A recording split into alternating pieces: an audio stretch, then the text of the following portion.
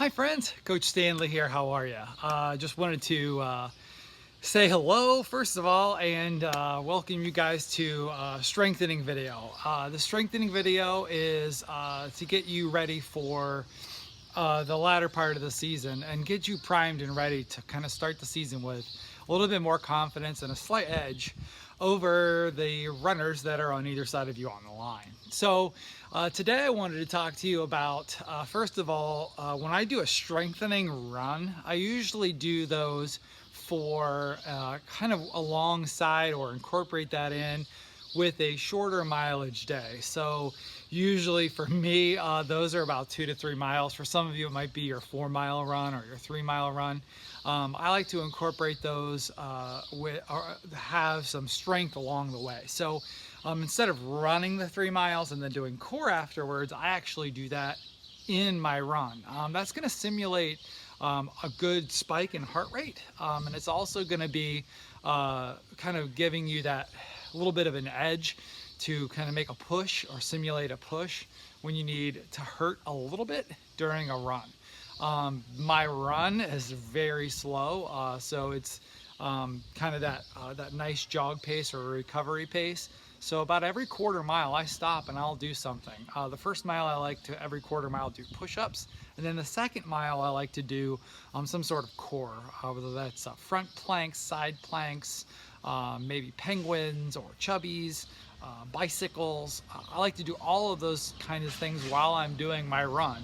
And I'll get that in for 3 miles. So I actually just finished that now. And then when I come back, then I lift. So on a lifting day, as runners, I don't want that word lift to scare a lot of you. Kind of think like, oh my gosh, I don't want to be, get put on a lot of muscle mass, and I don't like that feeling. I don't want to, I don't want you to worry about that, because what I'm showing you is a strength endurance. So when we think strength and endurance, we want to think high reps, low weight.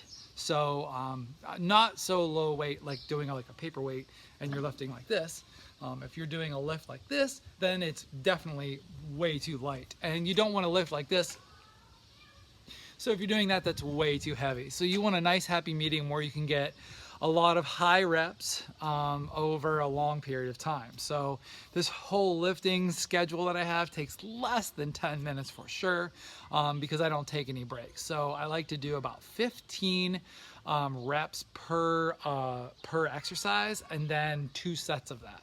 Now, if you wanted to take like a minute rest in between each, that's fine. I don't like to do that, because once again, I like to simulate that kind of strength over time, which is really what cross country is all about. So the first thing I wanted to show you is I wanted to show you some deadlifts. That's the first thing I do for my lift.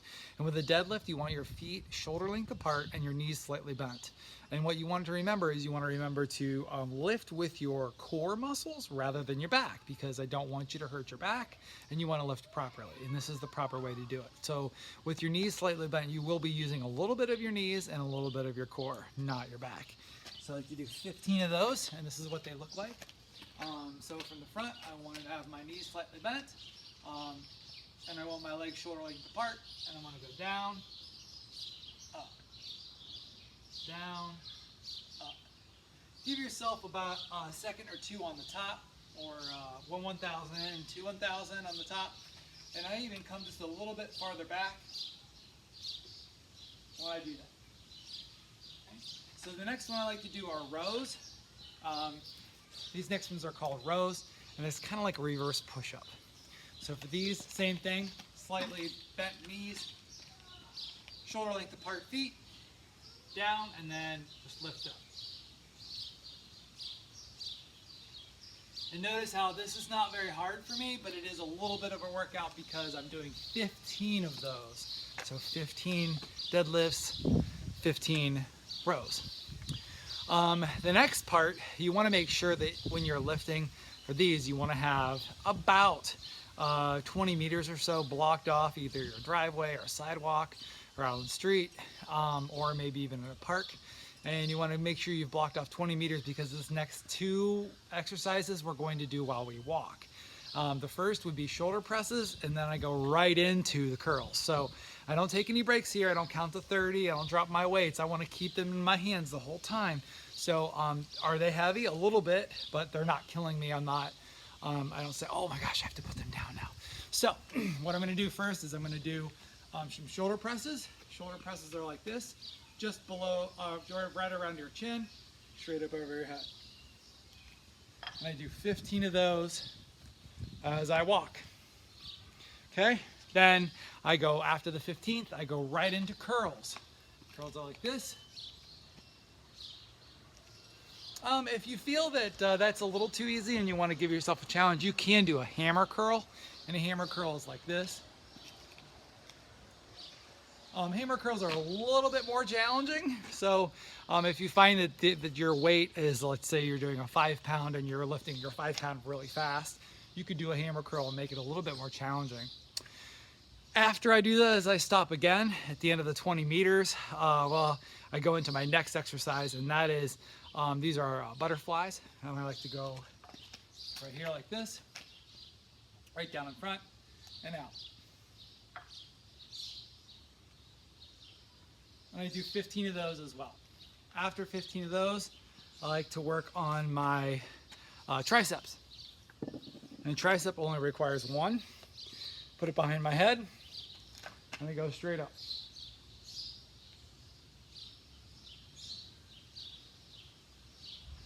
And that's how I do triceps. After that, I do a little bit of a core one. I call them rockers, just because that's a nice name for them, because it looks like you're rocking. Both weights this time. And what I like to do is I like to go down to one side and lift up. And you want that to feel right in here. So just above your belly button, and it's a nice core workout. As long as you suck your belly button into your core, you're good.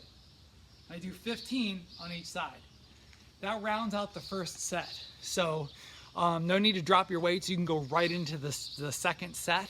So once again, that goes deadlifts, rows, then we go shoulder press, then we go curls, then after curls we go butterfly, after butterfly we go to our triceps, and after triceps we go into our rockers, and we do that again.